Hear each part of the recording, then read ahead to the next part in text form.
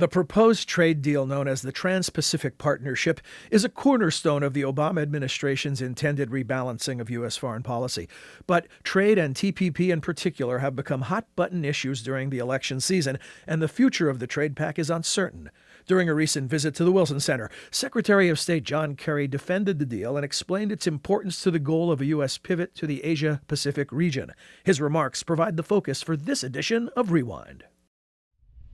I was one of 25 Democratic members of Congress who voted for Trade Promotion Authority in 2002. I gather that number went up to 28 in 2015 out of 186. The reality is that the anti-trade wings of both political parties are growing. That is dangerous for the U.S. economy and our national security. So again, President Obama and Secretary Kerry deserve enormous credit for continuing to push for ratification of TPP, which is, in my view, the cornerstone of U.S. rebalance to Asia. This morning, I am truly delighted to be here with you to share with all of you a discussion about the connection between America's strategic leadership and our policies on trade. There really couldn't be a better place to do that than here at the center, given Woodrow Wilson's the man's personal history with the subject. What is America's role in the world, and how should we play it? And today, the answer, in my judgment, much more clear after almost 4 years as Secretary of State than it has ever been in my life. And that is that we, the United States, have to lead. And our leadership requires us to pursue high-standard, innovative initiatives like the Trans-Pacific Partnership or TPP.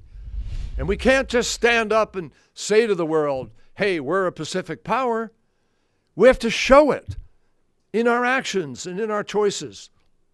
We can't pick and choose where and when we want to be involved.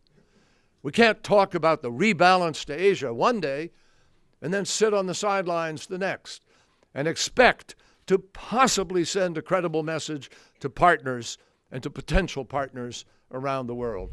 The Trans-Pacific Partnership will reinforce our status as a world leader intimately connected to the dynamic economies of the Pacific Rim, the fastest growing economies in the world. It is predicted to lift incomes for American workers. It will open up more markets to our farmers, ranchers, factories, and businesses of every size. And these are markets that include tens of millions of middle-class American consumers. What we have to do is not look at trade itself as the problem. It's the lack of adequate response in the social structure and fabric of societies that doesn't deal with that dislocation properly, doesn't make sure that people have ongoing education, transition, ability, which we now have because of President Obama, to have people have health care despite the fact that they may be in that transition. Those are the things that make a difference. And incomes, above all, that rise as a consequence of the work product that everybody is engaged in. If the United States just continues to do what we have in the past, while others do more and more, we're not going to be holding our own. We are going to be falling behind. And make no mistake, if we retreat from this agreement, every government in the region, every business, every labor union, every group of environmental advocates, and the commanders of every Army and Navy will notice. And they will notice it in a way that does not work for the United States of America. For more on this and related topics, visit wilsoncenter.org. Click the Research tab to search for a list of available topics and regions.